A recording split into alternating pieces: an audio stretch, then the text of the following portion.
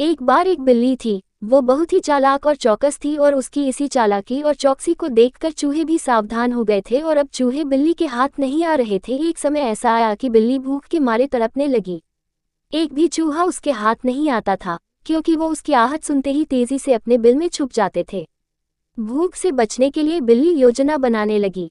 तभी उसके दिमाग में कुछ आया और वो एक टेबल पर उल्टी लेट गई। उसने सभी चूहों को ये सोचने पर मजबूर कर दिया कि वो मर चुकी है। सारे चूहे बिल्ली को ऐसे लेटा हुआ अपने बिल से ही देख रहे थे। उन्हें पता था कि बिल्ली बहुत चालाक है, इसलिए उनमें से कोई भी चूहा अपने बिल से बाहर नहीं आया।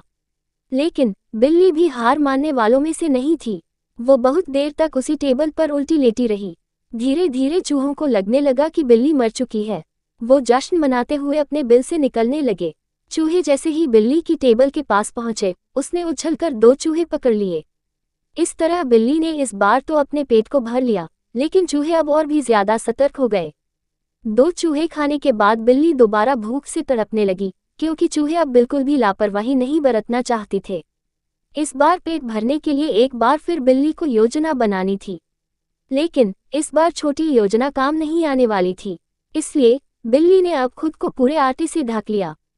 चूहों ने सोचा कि वह आटा है और उसे खाने के लिए आ गए। लेकिन एक बूढ़े चूहे ने उन्हें रोक दिया। उसने ध्यान से आटा देखा तो उसे उसमें बिल्ली का आकार दिखने लगा। तभी बूढ़े चूहे ने हल्ला मचाना शुरू किया। उसने कहा, सब अपने बिल में चले जाओ, यहाँ आटे में बिल्ली छुपी है। बूढ़े चूहे की बात सुनकर सारे चूहे अपने बिल में चले गए। जब बहुत देर तक एक भी चूहा बिल्ली के पास नहीं पहुंचा, तब बिल्ली थकने की वजह से उठ गई।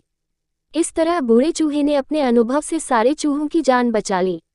कहानी से सीख। बिल्ली और चूहे की कहानी से यह सीख मिलती है कि बुद्धि का इस्तेमाल करके धोखे से बचा जा सकता है।